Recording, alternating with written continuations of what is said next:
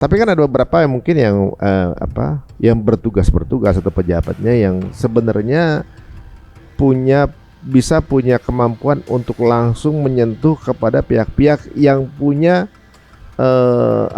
impact langsung pada bencana ini. Misalnya kayak perusahaan-perusahaan yang punya perizinan itu, yang punya izin membalak itu kan. Iya.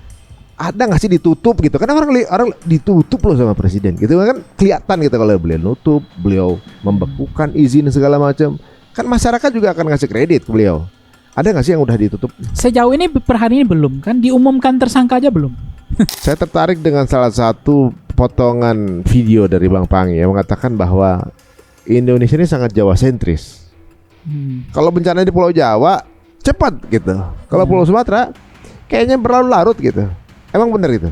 Nah ini yang kemudian menjadi kemana yang orang-orang kaya di Indonesia yang dari hasil tambang sumber daya alam, bumi kekayaan alam kita, kemana mereka? Boleh jadi kita yang nggak tahu atau nggak dikasih tahu, atau mereka nggak mau mensosialisasikan kita. Ini loh bantuan kita terhadap yang terdampak. Ya buktinya 15 juta diganti. Harus kan mereka yang mengganti semua nyawa ini. Ya kan? Dan ada duitnya mereka segitu apa? Ya, bagi mereka itu uang, sedangkan uang suap kemarin yang ditangkap kejaksaan aja, suap untuk sawit aja, yaitu minyak sawit kemarin itu aja berapa triliun.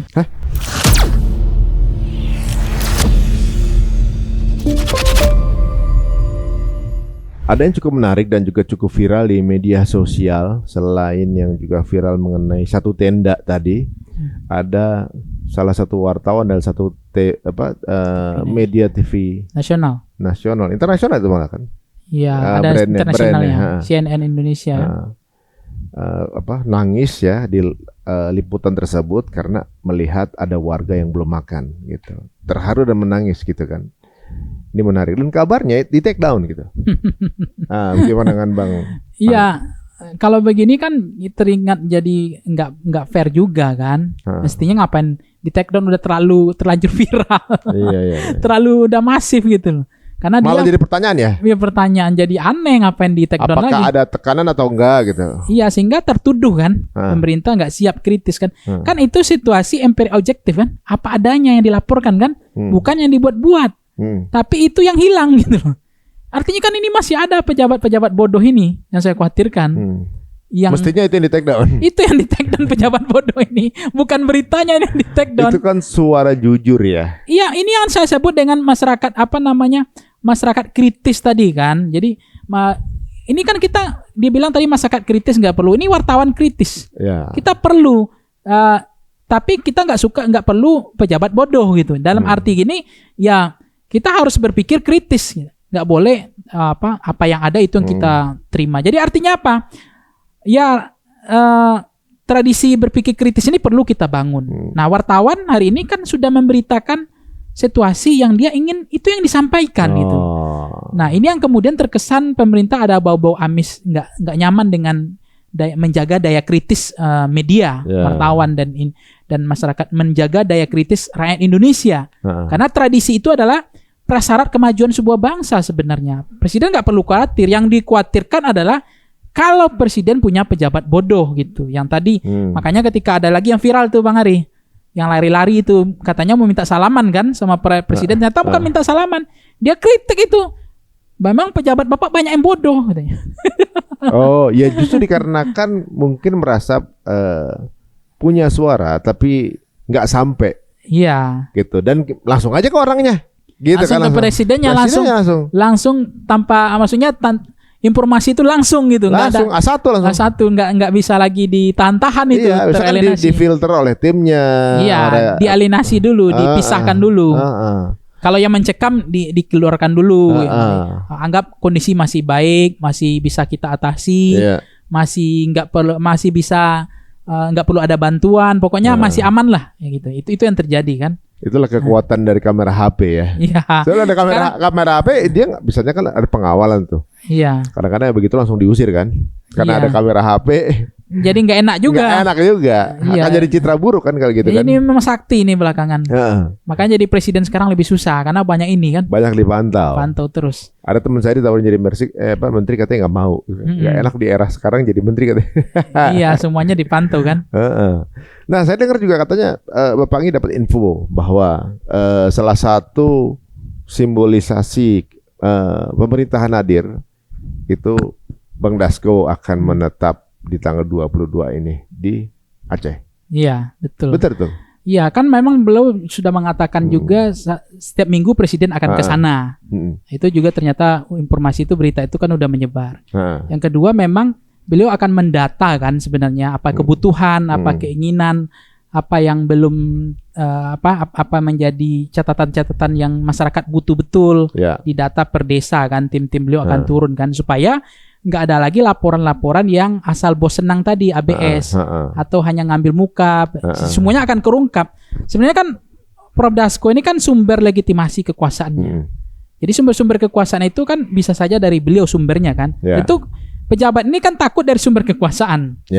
Nah ini waktunya untuk take down bahwa ini faktanya salah, nggak benar Anda kerja kayak gini, membohongi presiden, nipu presiden begini. Saya sudah punya tim juga untuk mendata apa yang menjadi kebutuhan, apa yang belum terpenuhi, apa yang menjadi aspirasi masyarakat. Itu per desa kan, setiap daerah-daerah yang terdampak itu. Sehingga ini akan menjadi evaluasi mana pejabat yang hanya berwisata, mana pejabat yang bekerja keras untuk membantu merakyat memitigasi ini gitu. Jadi artinya ya itu akan ketahuan itu mana pejabat yang hanya kemarin yang viral itu kan, yang hanya makan merokok cerutu sambil makan di restoran. Itu kan akhirnya jadi sentimennya negatif gitu. Iya, karena mungkin karena bau-bau flexing di saat empati sedang dibutuhkan sekarang kan dengan ada bencana ya. Begitu. Nah, sekarang kalau kita melihat bagaimana koreksi dari Bang Pangi tadi terhadap presiden kita gitu ya, bahwa momen ini adalah momen yang paling tepat untuk mengkurasi tim-tim orang sekitarnya gitu. Ada nggak sih sebenarnya kekuasaan dari beliau yang bisa melakukan hal itu gitu kan? Ini kan boleh aja dong beliau mecat atau karena kamu kelihatan kinerjanya di saat ini kurang responsif dan pandangan masyarakat, pendapat masyarakat dengan kinerja kamu juga buruk. Kan ini nggak bagus juga buat beliau. Sebenarnya berhak beliau untuk pecat kan? Atau ada kesepakatan khusus dengan pihak-pihak lain? Ya kalau presiden tidak terlalu banyak kompromi, negosiasi atau terlalu dalam artinya tidak ada hutang budi yang lain, ya sebenarnya presiden tanpa beban sebenarnya kan untuk memberhentikan orang-orang yang tidak punya kapasitas kan, tidak kompeten, tidak bisa diharapkan, bahkan dia menjadi penderitaan rakyat bertambah kalau dia menjadi pejabat gitu. Saya bilang pejabat yang tidak berguna itu. Nah artinya memang presiden kan juga sudah mengatakan saya memang tidak punya tongkat Nabi Musa kan untuk merubah keadaan itu lebih cepat. Tapi kan beliau punya kemampuan 3.600 triliun yang beliau kelola, punya tanda tangan yang berpengaruh. Nah itu yang harus dimaksimalkan, dioptimalkan oleh presiden. Nah itu yang tidak kelihatan oleh masyarakat karena terlalu lambat, lama dan terlalu gagap dalam mengatasi bencana ini. Bantuan itu terlalu lama datang gitu. Ini yang kemudian padahal pulpennya presiden itu dahsyat kekuatannya. Karena tanda tangannya itu udah bergerak langsung. Nah, itu yang menarik sih menurut saya. Kenapa presiden tidak semaksimal mungkin menggunakan semua kewenangan yang kewenangan dia memang bukan tongkat Nabi Musa, tapi pulpennya sama anggaran yang dia pegang gitu. Itu bahkan mungkin impactnya jauh lebih besar ya. Iya, kalau presiden ngomong gini aja, ininya waktunya saya berpihak pada rakyat. Nggak boleh 15 juta, bayar 1 miliar. Wah, sentimennya siapa nggak senang? Presiden memang peduli terhadap orang yang kehilangan nyawa. Karena kehilangan nyawa lebih penting daripada kehilangan kayu gelondongan gitu loh. Iya kan? Dan di mata masyarakat juga bagus itu kan. Sentimen pasti positif bahwa presiden tidak hanya berpihak kepada oligarki, tidak berpihak kepada korporasi, tapi nyawa rakyat dihargai sama presiden. Karena nggak mau disamakan 15 juta dengan harga handphone saya ini. Atau lebih mahal handphone saya 20 juta dengan disamakan dengan harga sapi bisa 20 juta kan, nyawa manusia. Iya, jauh lebih mahal itu kan? Cara menghargai ini rakyat Indonesia gitu. Nah, itu yang menurut saya penting juga. Kalau ini kan jadi maksudnya gini, di dalam bencana ini kan memang presiden jadi salah satu fokus apa yang dikerjakan pasti diamati sekarang nih. Bagaimana responnya diamati sekarang. Tapi kan ada beberapa yang mungkin yang bertugas atau pejabatnya yang sebenarnya bisa punya kemampuan untuk langsung menyentuh kepada pihak-pihak yang punya impact langsung pada bencana ini. Misalnya kayak perusahaan-perusahaan yang punya perizinan itu, yang punya izin membalak gitu kan. Iya. Ada nggak sih ditutup gitu? Karena orang ditutup loh sama presiden gitu kan, kelihatan gitu kalau beliau nutup, beliau membekukan izin segala macam. Kan masyarakat juga akan ngasih kredit ke beliau. Ada nggak sih yang udah ditutup? Sejauh ini per hari ini belum kan, diumumkan tersangka aja belum. Kalau penutupan nggak tahu, saya yang kurang dengar berita, tapi saya belum lihat di media sosial pun belum lihat kan, atau media-media konvensional PT-PT mana saja yang udah ditutup resmi oleh presiden. Kan itu sekelasnya harus presiden yang mengumumkan, tidak cukup menteri, supaya gaungnya besar. Ini loh perusahaan-perusahaan yang udah saya tutup. Ya ini kok izin konsesi udah yang menyalahi aturan saya tutup. Ini menyalahi iupnya yang saya cabut dan seterusnya. Itu kan harus diumumkan oleh presiden. Karena itu menunjukkan beliau berpihak dengan situasi. Tapi kan statement presiden akhirnya blunder lagi. Saya nggak tahu nih siapa pembisiknya. Kok bisa begini? Nggak diseleksi secara deliberatif gitu. Presiden di tengah rapat bersama kepala daerah di Papua, beliau bilang begini. Ya udah kita tanam sawit lagi ya. Papua gitu, supaya kita gunakan untuk solar nanti, untuk minyak gitu. Ini kan momen, oke nanam sawit mungkin, tapi kan sensitif karena di saat isu deforestasi itu besar ya, karena mengganti hutan tropis dengan sawit, orang lagi sedih-sedihnya, lagi sakit hatinya, banyak dampak bencana ini luar biasa. Kemudian presiden pada yang saatnya sama bicara, ayo kita tanam sawit. Malah disuruh tanam lagi. Jadi konteksnya udah nggak dapat, momentum juga nggak dapat. Ini kok bisa seperti ini presiden? Ini maksudnya mau bunuh diri atau mau mencicil citra presiden mau dihabisi betul? Atau ini menjebakkan terhadap presiden? Nah, pertanyaan saya, kok bisa lepas begitu pidato presiden gitu? Karena nggak pas. Momentumnya lagi orang lagi luka, habis itu digorok lagi gitu loh. Di titik yang itu lagi ya? Ya, bicara orang lagi banyak sensitif bicara sawit. Disuruh tanam sawit di Papua di depan semua kepala daerah, nggak usah takut karena kita akan ekspor minyak lewat bio sawit itu namanya. Nah, itu saya bioenergi ya, mungkin biotanol atau apalah ya, etanol. Iya. Tapi kan ternyata nggak cuma perusahaan luar aja yang punya izin itu kan, kalau tanya ada ratusan gitu kan, bahkan ada juga ormas kita juga yang punya izin juga kan untuk penambangan atau apa gitu. Ini gimana nih misalnya mungkin sebenarnya nggak terlalu mengikuti ya waktu itu kebijakan di pemerintahan sebelumnya bahwa ormas keagamaan itu juga berhak untuk mengelola tambang gitu misalnya kan gitu. Ketika hal seperti ini kan akan menjadi pertanyaan gitu. Ini yang mengelola tambang apakah kemudian secara prosedur paham jadi kerusakan alam atau enggak? Gitu kan unik juga, kayak biasanya ngurusin masjid tiba-tiba sekarang ngurusin tambang gitu kan. Terkeluarlah kata-kata Wahabi lingkungan kan unik gitu. Wahabi lingkungan ya. Karena Anda punya semangat tuh untuk mengembalikan hutan asli gitu kan. Makanya kan Wahabi nih. Wahabi kan terlalu semangat kan, terlalu radikal gitu kan. Mengembalikan ke lebih alami gitu kan. Artinya apa? Menurut saya memang apa yang dilakukan Jokowi sebelumnya itu adalah jebakan sebetulnya terhadap NU maupun Muhammadiyah atau organisasi-organisasi lainnya. Ini yang disebut kalau dalam bahasa saya sebagai orang Minang, tamakan umpan serak gitu. Jadi jebakan ini yang kemudian dilema problematis dan itu menjadi polemik bagi NU maupun Muhammadiyah untuk mengkritik soal lingkungan, mengkritik soal kerusakan alam. Padahal kan NU atau Muhammadiyah organisasi terbesar, dia harusnya muazin lingkungan. Iya. Bukan muazin tambang gitu. Karena kalau tambang rampasan perang ini pasti berantem. Iya. Nah, sekarang udah rebutan rampasan perang tuh antara makanya lagi konflik dong. Ya Syed Agil dengan Gus Yahya hari ini, dan banyak orang yang kemudian geser ke mazhabnya Syed Agil kan, bahwa kembalikan saja tambang ke pemerintah, NU kembalikan aja. Nah itu termasuk Yeni Wahid kan mendukung ini belakangan, barusan saya lihat dalam beberapa media kan. Artinya apa? Ya berhentilah NU dan Muhammadiyah ngurus tambang, jadi kembali mengurus kitohnya sebagai trayek ke menjaga agama negara ini supaya udahlah berhenti aja, kembalikan ke negara. Jadi bias tugasnya ya. Iya, itu yang dikatakan memang jebakan tirani Jokowi gitu terhadap mereka. Apa tujuannya kalau emang itu jebakan? Ya supaya memang nggak kritis mungkin ya, nggak akan bisa lagi ngapa-ngapain karena udah temakan umpan serak itu. Jadi, berarti nggak lama lagi nih Bang Pang ya akan dikasih umpan serak juga. Umpan serak. Kalau umpan serak politisi biasanya komisaris. Oh iya. Supaya nggak kritis kan? Iya betul. Nah, itu rata-rata.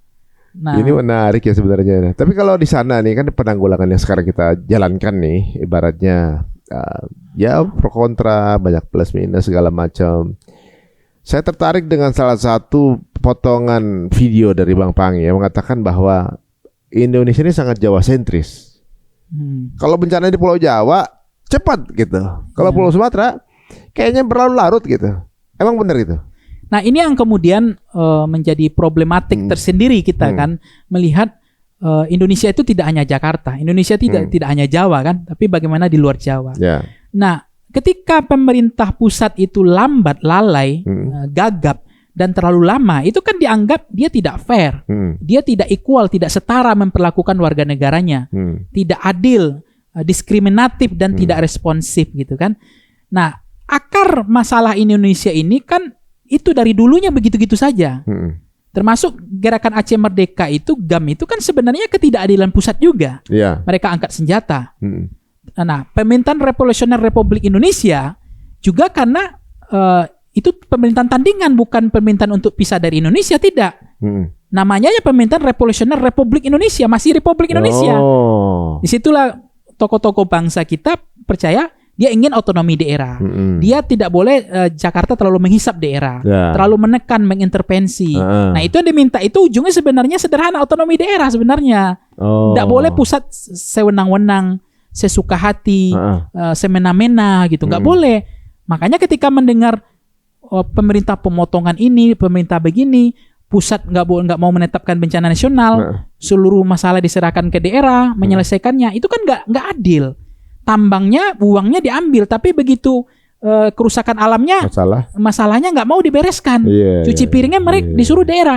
Nah, ini bahaya gitu. Makanya saya bilang, saya nggak tahu Presiden Prabowo masih ingat nggak? Saya pernah baca itu, Sumitro itu presidennya bapaknya Pak Prabowo itu juga salah satu gerakan yang mendukung pemerintahan Revolusioner Republik Indonesia itu karena ketidakadilan pusat, tidak fair. Bukan pemberontakan sebenarnya. Bagaimana mau memberontak orang Minang nih, pendiri Republik ini semua? Bung Hatta, Tan Malaka, Sahril, Yamin, Agus Salim. Ini kalau saya baca kan banyak ini nggak kehitung. Itu kan funding father kita semua. Gak mungkin dong mereka mau misah deh. Dia rohnya Republik ini, pendiri ini. Nah, yang mereka bilang ada ketidakadilan, ada kesewenang-wenangan, ada semena-mena gitu. Nah, mestinya Presiden Prabowo belajar dari kasus itu. Gak boleh lagi. Ketika ada bencana harus equal, sama, cepat, nggak boleh lalai. Ketika pusat, misalnya kemarin ada sindiran, ketika ada salah satu pondok cepat dibantu, begitu ini lama gitu kan, dibanding-bandingkan masyarakat juga kan, itu kan juga sindiran sebenarnya. Dari kinerja yang dia nggak percaya, kinerja yang seperti itu kan. Nah artinya potensi kita ingin tadi yang saya katakan kita ingin menjaga Indonesia tetap kuat dan tetap bersatu itu kan dengan 3 syarat tadi, kepercayaan, trust kan, militer dan keamanan bisa hilang nggak apa-apa, tapi trust nggak boleh hilang. Nah pusat harus tetap bagaimana daerah ini percaya kepada pemerintahan pusat, ya kan? Pencitraan loh harus. Dia itu yang harus dijaga hari ini. Nah, itulah Aceh sangat sensitif lagi Aceh kan, apalagi mereka sampai angkat bendera merah, bendera putih, itu kan distrust. Nah, sementara presiden, pemerintah harus memulihkan animo kepercayaan publik dari distrust, membangun trust building bahwa publik percaya dengan pemerintahan ini, dia bisa menyerahkan nasibnya untuk mengurus rakyatnya gitu. Nah, ini yang hari ini PR agak lambat gitu. Sepertinya ini masyarakat seperti ingin menyelesaikan sendiri. Iya, seolah-olah ya kan? Warga itu. Bantu warga gitu. Ya, sekarang warga bantu warga, rakyat bantu rakyat. Bukan. Kalau kan seolah-olah nggak hadir jadi pemerintah kalau misalnya masyarakatnya sampai begitu maksudnya. Ya, antara ada dan tiada akhirnya. Negara ada tapi rasanya tiada gitu. Karena bukan tidak mampu tapi lambat gitu, lalai. Saya nggak menihilkan kerja pemerintah. Dan pahlawan-pahlawan di negara ini kan juga besar bantuan-bantuan itu. Cuma dengan negara kita yang sumber daya yang kuat ini, dengan SDM kita yang kuat, infrastruktur kita yang kuat, harus kan lebih cepat saja, nggak boleh ada yang jeda mati. Dulu. Ya kan kemarin masih banyak mati kelaparan kan. Mereka butuh perahu karet, nggak datang perahu karetnya kan, itu kasihan itu. Iya, dan tinggal di atas genteng waktu zaman airnya tinggi dan hujan, bayangin. Nggak ada bantuan sama sekali. Adapun tenda yang viral kemarin kan, satu tenda aja berdiri kan. Iya benar. Yang Kemensos itu kan, akhirnya di take down juga beritanya kan. Nah itu sebenarnya nggak tahu saya sedang kok bisa difilter begitu. Sepertinya ya fakta-fakta ini ya.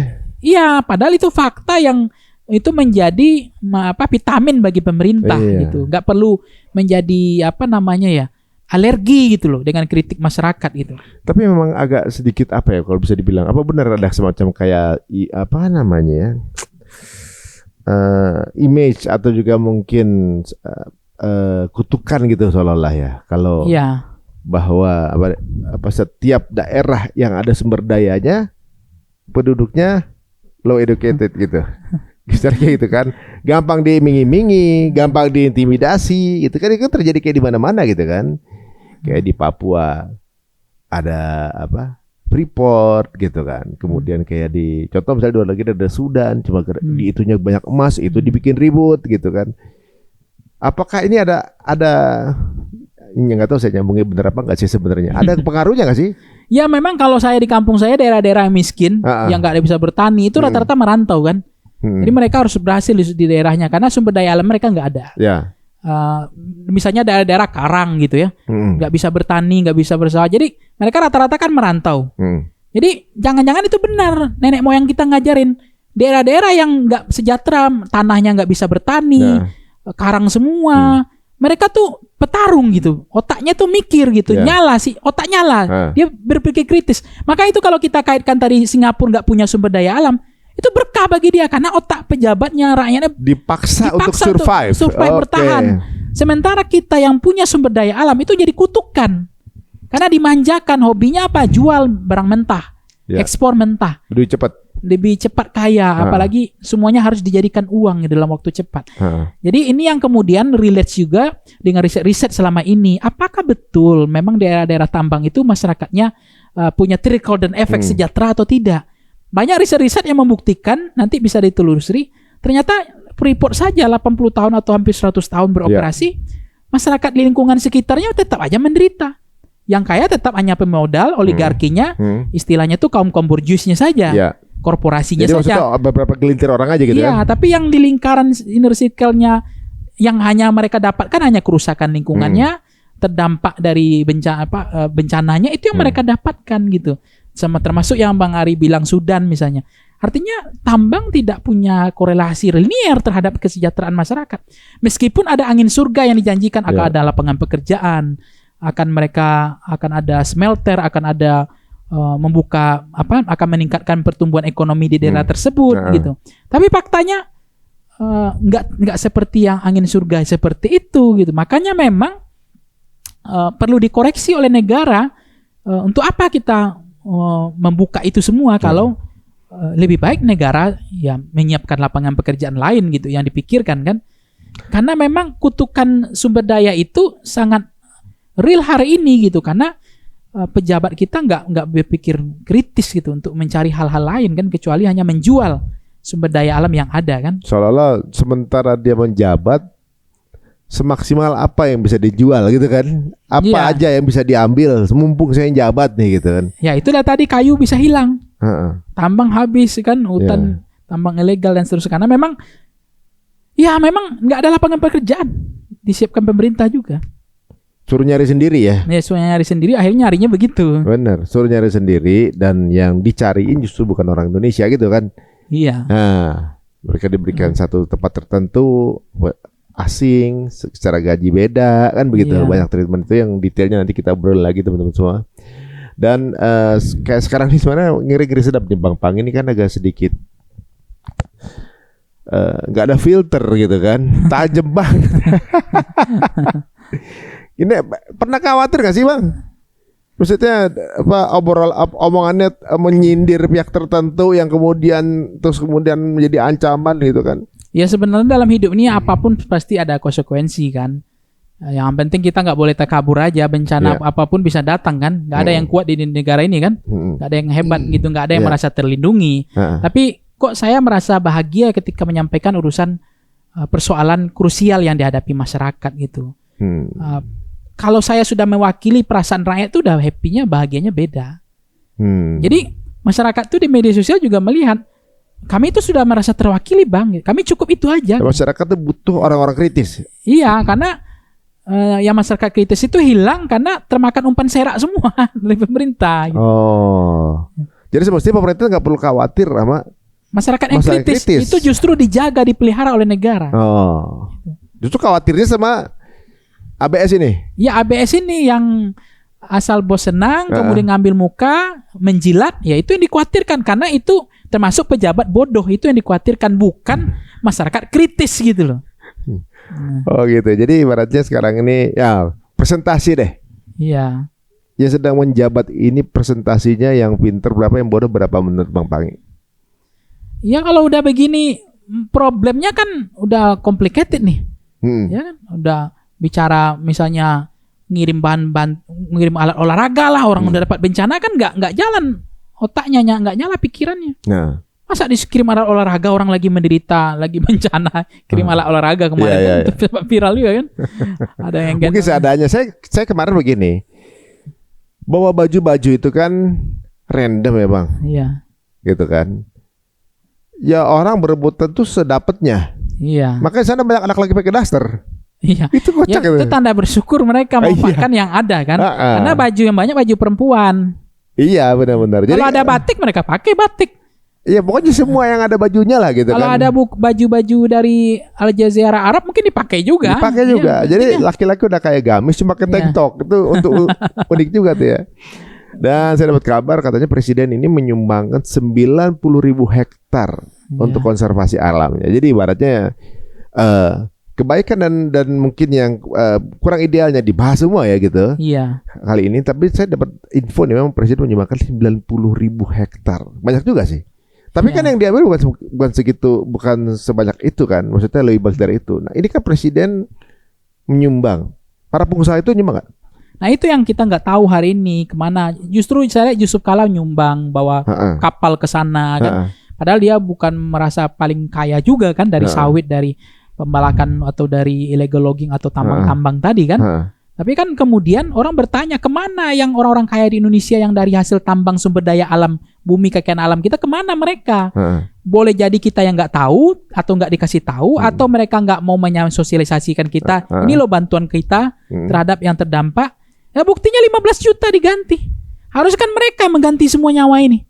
Ya kan, dan ada duitnya mereka segitu mah. Ya, bagi mereka itu uang, sedangkan uang suap kemarin yang ditangkap kejaksaan aja, suap untuk sawit aja. Ya itu minyak sawit kemarin itu aja berapa triliun. Hah? Iya kan? Suapnya segitu? Iya, untuk suapnya aja kemarin kan ketahuan sama kejaksaan. Berarti untungnya berapa tuh? Ya itu untuk suapnya, apalagi untungnya. Iya kan? Yang kemarin disita oleh barang rampasan oleh kejaksaan. Nah, itu sawit ya? Iya, sawit kan itu. Nah, artinya kemana mereka selama ini yang katanya mereka mengambil sumber daya alam kita. Habis itu ketika bencana nggak kedengaran tuh gaungnya gitu, gotong royongnya membantu masyarakat. Baru pun saya dengar kemarin ada 2.500 katanya mau buat rumah dan seterusnya. Jadi ada bantuan yayasan, tapi saya nggak lihat kerusakan yang begitu dahsyat itu. Jadi intinya ketika bencana tetap aja yang kalah, yang rugi, yang menderita rakyat. Selalu kalah rakyat. Tapi ketika bicara untung, mereka yang untung banyak kan. Nah itu makanya deforestasi apa yang disampaikan Presiden Prabowo, niat baik beliau kan bagus memang, konservasi gajah kan dengan 90.000 hektar itu sudah baik gitu. Tapi kan ini masyarakat nggak cukup itu, ada lagi yang ingin disampaikan gitu oleh Presiden. Keinginan beliau untuk mengkonservasi gajah itu adalah manusiawi sekali. Karena era Indonesia itu begini bang, yang menetes mata Bang Ari kan paham. Di tengah dia dapat bencana, musibah. Mereka yang udah hilang keluarganya, tinggal sebatang kara, rumahnya hanyut, semuanya habis. Meskipun diminta KTP, minta bantuan waktu itu sempat viral, itu kan nggak ada otaknya itu kan. Orang-orang udah hanyut, sudah minta KTP lagi kan, rumahnya juga hanyut.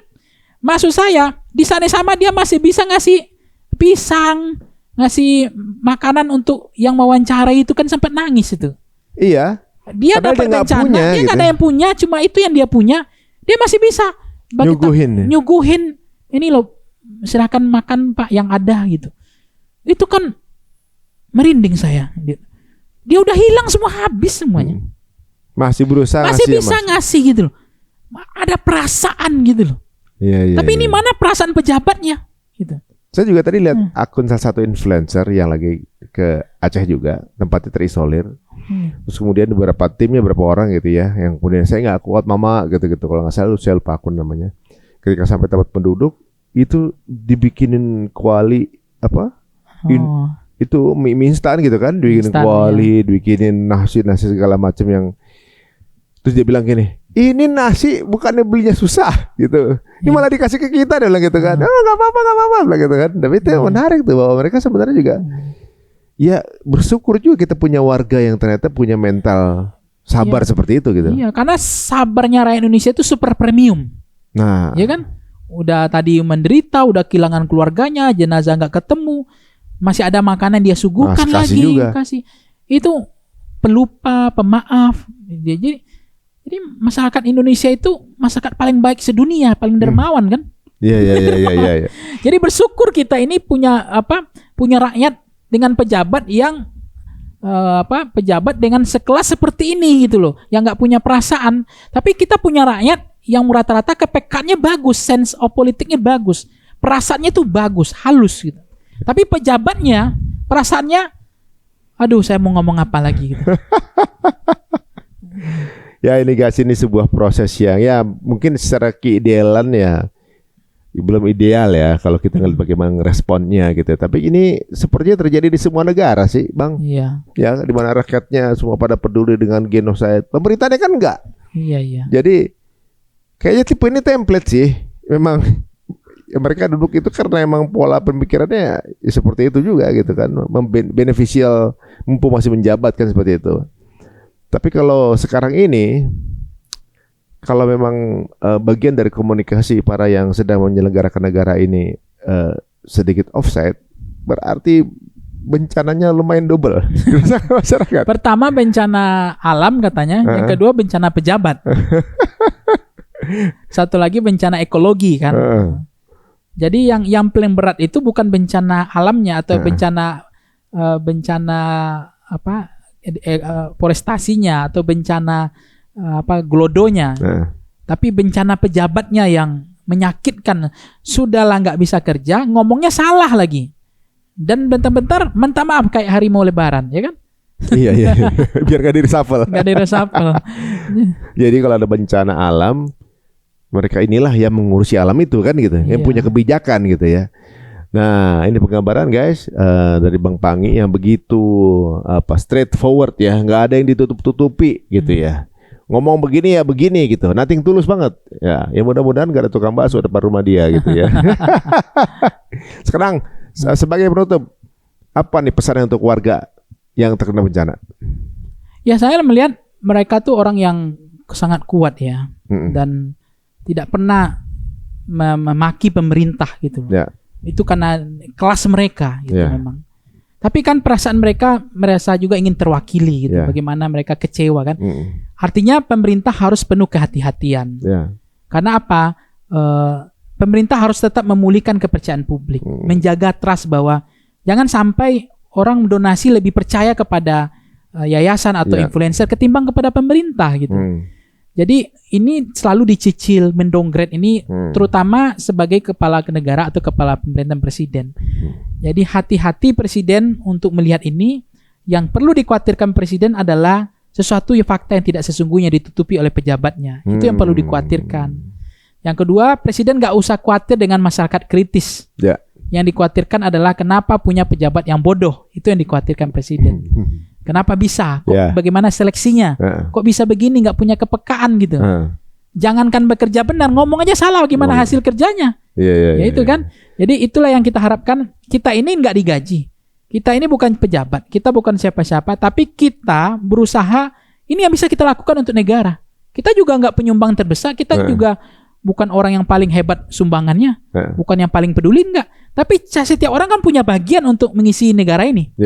Nah kalau saya ambil bagian ya saya punya modal untuk bicara, ngomong. Mengedukasi. Ya, mengedukasi untuk merepresentasikan apa yang ada dalam mewakili perasaan rakyat gitu. Dan mereka kan nggak jago ngomong. Yang kemarin kan mereka kejar presiden yang minta salam kan ngomong itu aja. Pejabat apa nggak ada yang beres gitu.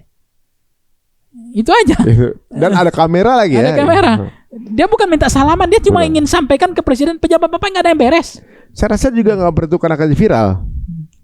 Dia pengen ngomong aja gitu karena udah mungkin udah banyak di dalam hatinya pengen diutarain, dia ngomong aja, ternyata ada kamera lagi gitu. Nah, kita nggak tahu ada berapa yang nggak ada kameranya.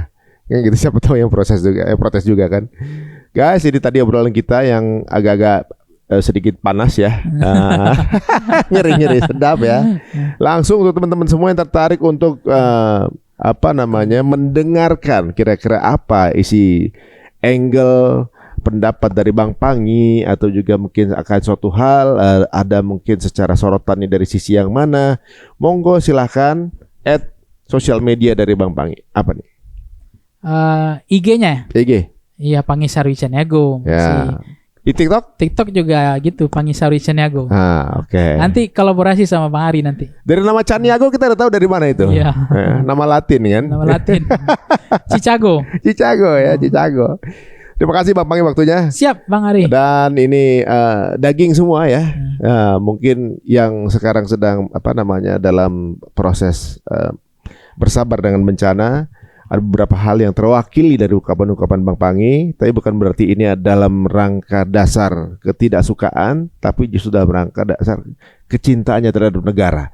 Ya, ingin dijalankan dengan benar dan membantu presiden untuk lebih mengamati lagi siapa-siapa orang-orang yang memiliki peranan penting untuk menyelesaikan secara lebih baik, untuk lebih ahsan lah, lebih tepat orang-orang yang tepat ya, gitu ya.